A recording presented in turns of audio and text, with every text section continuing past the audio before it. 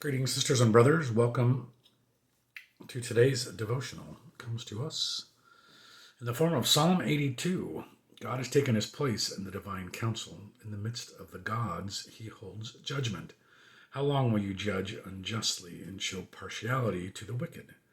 Give justice to the weak and the orphan. Maintain the right of the lowly and the destitute. Rescue the weak and the needy. Deliver them from the hand of the wicked. They have neither knowledge nor understanding. They walk around in darkness. All the foundations of the earth are shaken. I say, you are gods, children of the Most High, all of you. Nevertheless, you shall die like mortals and fall like any prince. Rise up, O God, judge the earth, for all the nations belong to you. So this is kind of an interesting psalm in that there is,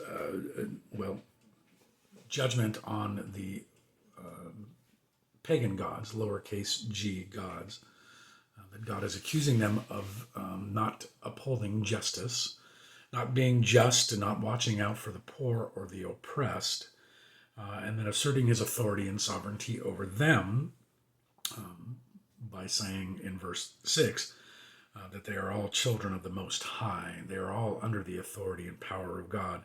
Now, whether or not these pagan supposed gods exist or existed or not is really immaterial.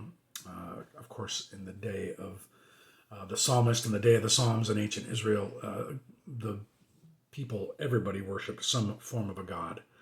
And there was countless numbers of them for every kind of thing you can imagine. There was a god, and so the people were very spiritual. And here, Israel's God, Yahweh, the one and only true God, is asserting his authority and speaking that truth to the people through this idea of all of their pagan gods. But the thing that really, stands out for me in this, and that's something that's not new to me, something that's not a revelation that I had not discovered or understood before, is in verse 4 that, or in verse 3, give justice to the weak and the orphan and maintain the right of the lowly and the destitute.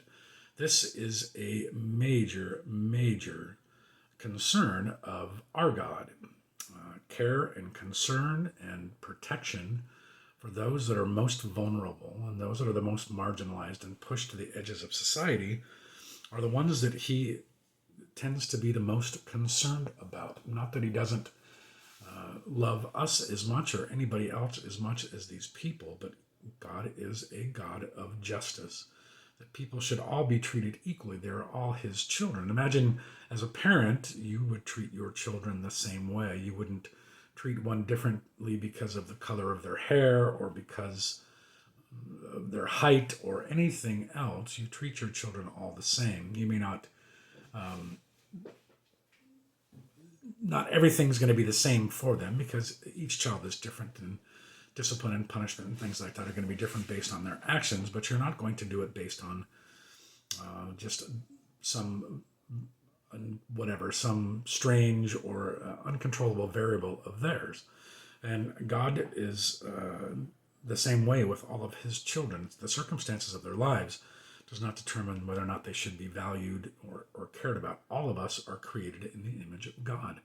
Each and every one of us, and God's care and concern for all of his people is equal. It is a level playing field for all of us, but in the history of humankind, we have always had a tendency to marginalize or oppress or ignore or act unjustly toward any number of different groups.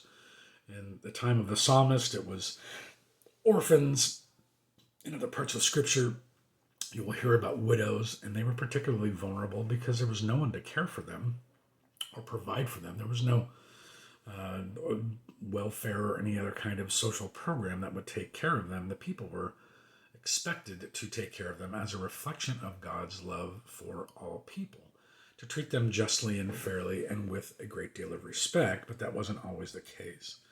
And so God is crying out as well. He is admonishing and criticizing these lowercase g gods for their lack of justice. And throughout the Old Testament, that is the major problem God has most often with the people of Israel, besides worshiping other gods, is treating the the most vulnerable people in their society poorly.